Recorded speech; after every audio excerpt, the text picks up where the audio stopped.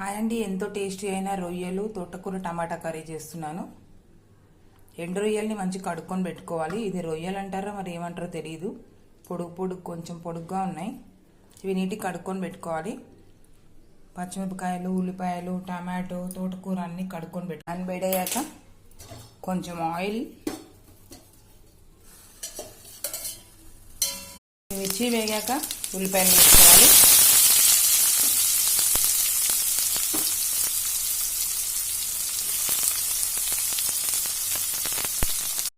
ఉల్లిపాయలు కొంచెం రెడ్ అయ్యాక ఎల్లిపాయలు వేసుకోవాలి.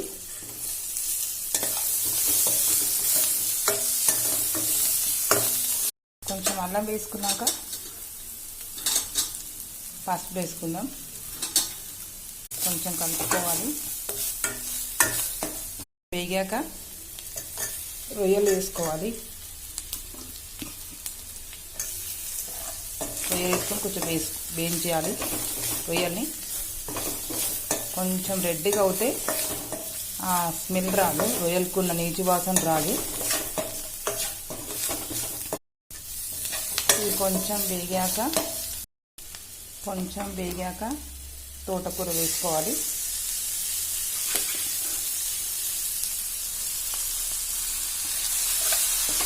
తోటకూర వేసుకొని కొంచెం ఫ్రై చేయాలి.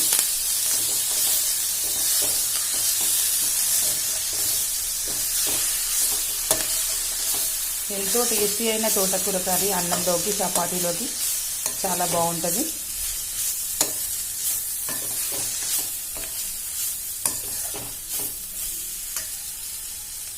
ఛానల్ చూసే వాళ్ళు కొంచెం సబ్స్క్రైబ్ చేయండి. సబ్స్క్రైబ్ చేస్తే ఇంకొన్ని మోటివేషన్ లాగా ఇంకొన్ని వంటలు చేయాలనిపిస్తుంది. కొంచెం వేగాక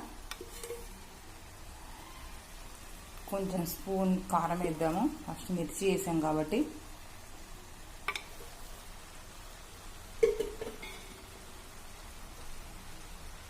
కొంచెం ధనియాలు, జీలకర్ర పౌడర్ వేద్దాం.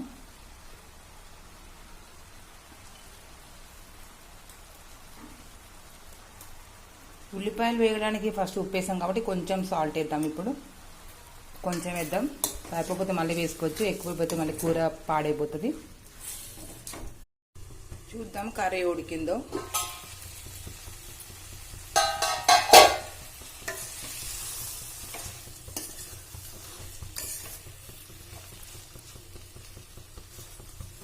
ఉడికిపోయాయి.